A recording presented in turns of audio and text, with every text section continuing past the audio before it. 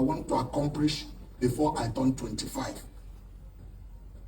Anytime young people tell me they have a vision, I say, is it written? He said, no. I said, you have a wish. Colin Powell, the 42nd Secretary of State of the United States of America, said, a dream without a plan is a wish. You have to dream, but you have to plan. God will only endorse your plan. I am 67 years now. I'll be 68 in December. But I have 25 years plan on paper. I'm waiting for the money to execute it. But I'm not getting up in the morning thinking on what to do. So by 15 years, I said I want to live in 3-bedroom apartment of my own when I turn 18. And by 20, I want to take a lady to altar. And by 21, I want to have a male child as a son. And by 23, I want to own my own car. And by 25, I want to be a millionaire. I didn't have them in my head. I wrote it down. I stuck it on the wall of my bed. And those are the things I look at before I go to bed every night. And then I sleep. In my dream, I see myself in Japan. I own a company today in Japan. I bought a company in Japan in 2021. I begin to dream.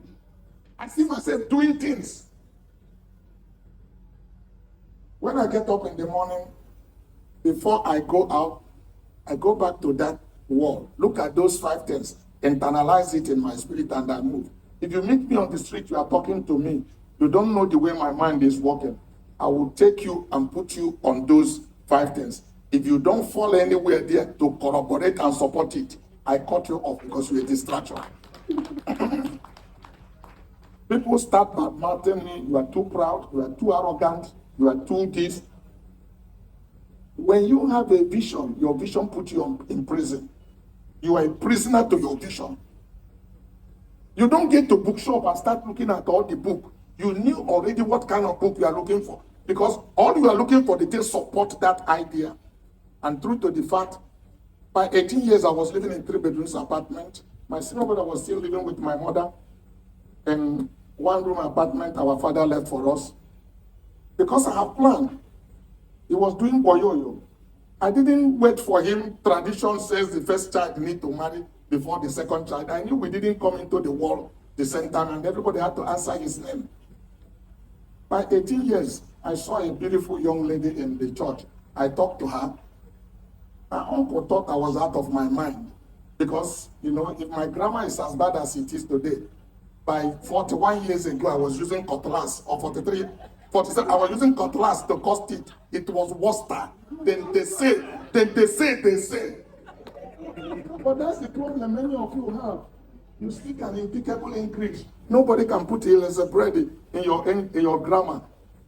You are not educated if you cannot organize your thought into productivity. You are an intellectual. You go to school and learn how to read book and speak grammar. If Henry Ford said an educated man or a woman is a person who will organize his thought into productivity. Before then, you were a very smart, intellectual person. The mark of education is when you organize your thought. If you never like me, if you don't like my grammar, you will never quarrel with my result. Today you find out I'm one of the most educated Nigerians living in this country, a great asset to this country. By September 23rd, 1978, I will turn 20 in December that year. I took a lady to altar. I wedded a wife before I turned 20. I got married at 19 years and 9 months because I have planned for my life. I tell young people, don't just say I want to be a doctor. I want to be a millionaire. Let your analytic thinking click in. How do they use mouth to become doctor? Do they use mouth to become a millionaire? You start self-conversation, not your dad or your mother. You speak to yourself and you respond. How? If your analytic thinking click in, you need to be good in 5 science subjects. You need to be good in maths, extra maths, biology, chemistry, You don't have it. That's not the problem. You're identifying it. You're on your way to it. Then get a tutor. Then 8 years from that day that you are determined, you become a medical doctor. Life is about living intentionally, about making up your mind, this is where I want to go. That was why the first time I met Stephen, I told him, you are a young man to be washed. I'm shocked to know that Stephen could have been my third child.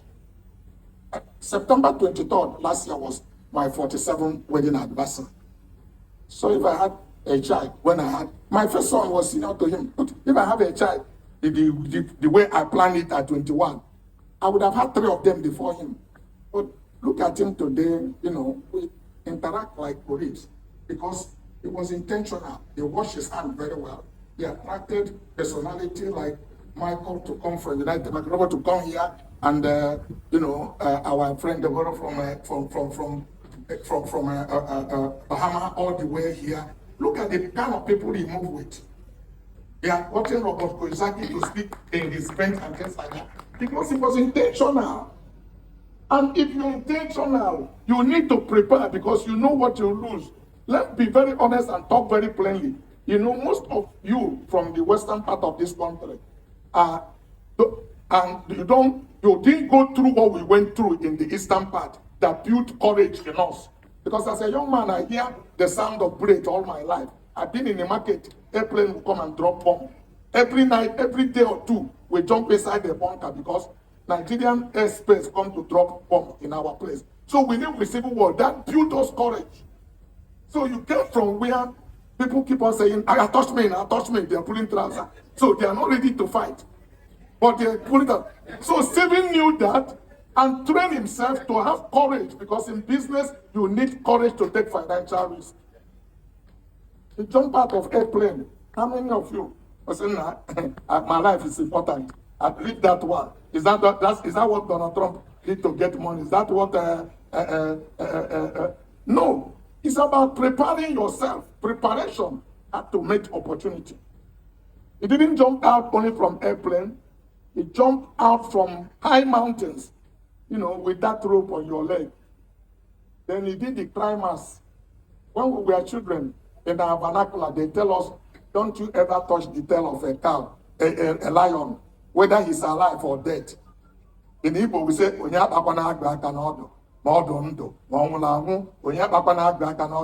other words, even a dead lion, leave his tail, don't touch it. And Stephen went to lead a live lion and holding his tail. And his hand was shaking. The guy said, don't hold it firm, hold it firm. He didn't know if I hold it firm whether the lion would turn around and eat me. You need to find your areas of deficiencies and work towards, making them up and preparing for them. And that was what makes him, you tell him anything cannot be done. He thinks something is wrong with you. With him, the word impossible does not exist.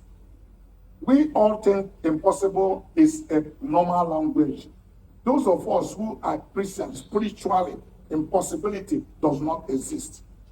The world, the natural people are moving into that realm of God where we are supposed to be living. And that's why they begin to tell you, man can live for 180 years, 200 years. Yes, they're beginning to build organs in the body that you can change as a spare pass.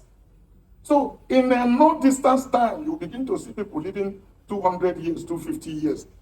He just shared it with us. Michael just shared it with us. It's not a fairy tale. They are making a contact glass that you can put. And when you wear it, you can see whatever that is in the mind of the other person. So you need to prepare to compete in the day and time of that. And that's why you can't go to work and come back and sit over a television with a bottle of beer because you are wasting your life away. You have to live intentional life. You go to your job where they pay you salary. You come back home to find your work, what you are born to do. You begin to refine your gift. So in my teaching for 5 levels of money, I told young people, number 1 level of money is what we call credibility. If you don't have it, I don't care how much money you have in your bank property. What is credibility? things you do in a consistent basis over a period of time that is verifiable. Time had to test it for authenticity. Who are you in the last 40 years? How predictable are you? Are you a man of your word? Can you keep your bond? Many people thought I'm wealthy. No, I'm not that wealthy, but people trust me with a lot of resources. I borrow in Nigeria with any bank in Nigeria, lend me money on a negative pledge. You know what that means? We are like multinational. You get to bank, they tell you bring your grandfather, bring your grandmother, bring your house, bring collateral. I am collateral. Collateral is nothing. So I didn't look for business that I cannot find money to finance.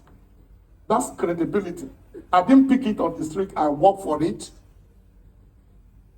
Today I do business in Japan where interest rate is 1.7%. All my principals, BMW, Rolls-Royce, Jaguar, Land Rover, they all concern maker. At that time, Exim Bank of United States were funding me, guarantee all my export for United States with no bank in Nigeria underwriting that credit. Until I had misfortune of $200 million. They thought that was the end of Kosharis. They withdrew. That's what bank does to you. They put umbrella in you when it's sunny. When it starts raining, they remove it so that it will pour on you. That was a big opportunity for me to readjust some of the inefficiency. 2 years after, Exim Bank came to beg me. I told them I don't need your credit anymore, that you are charging me 7%.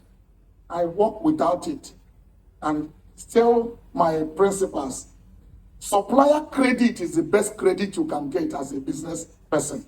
But you don't get supplier credit easy. It's a credibility that people, when you build it and people believe you, then they can, turn their back at you and let you play with their money.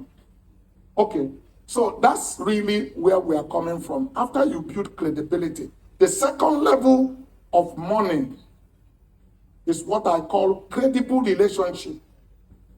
You don't have money, but you have somebody who have money that can give you access. That in itself is money that you cannot place value on. Awesome. Take for instance, if I go to meet Aliko and I'm in his house and you come in, I know Aliko don't play with idiots. Just for you coming into his house, the value I place in you change. Because I met Femi Otodala for the first time in my life in Aliko's house. I just called Aliko, I want to see him for something. He said, please come over. And I went and it wasn't long, Femi came in. And I said, oh, you are the guy I've been looking for, And we chatted, from there, friendship, developed. But what I'm trying to tell you is, young people, when wealthy people, a rich man give you cash, he has cheated you. Don't be in a hurry to collect money by Allah. When Stephen met me, the first time he asked me to speak, I spoke. And he gave me 1 million naira. I asked myself, who is this boy? What does he know who I am? He's sending me a check of 1 million naira. What does he think I need 1 million naira for? The second time I spoke again, he gave me 1 million. If he had asked me if I can lend him money, I will close my door very tight. He will not enter again. But many of you are in a hurry to ask for money. I won't see him tomorrow. Have access. That is a credible. If you come to our shop to buy Rolls-Royce, the price is 1.8 billion naira fountain. 7 Series BMW Armored is 1.2 billion. We will not sell it to you. We will not even give you 30 million naira card. But if Florence Alakija call me or Aliko Dangote call me and say you should drive away with Range Rover that is 650 million naira, I'm not going to ask you for money. Why? Because they put their credibility online for you. You didn't have money, but somebody had availed you his credibility. That's how I availed $200 million to a kid brother from my town. The rest is history. But what I'm trying to tell you is that look for access, don't look for money. That's the second level of money. The third level of money is what I call integrity. Many people don't understand the word integrity.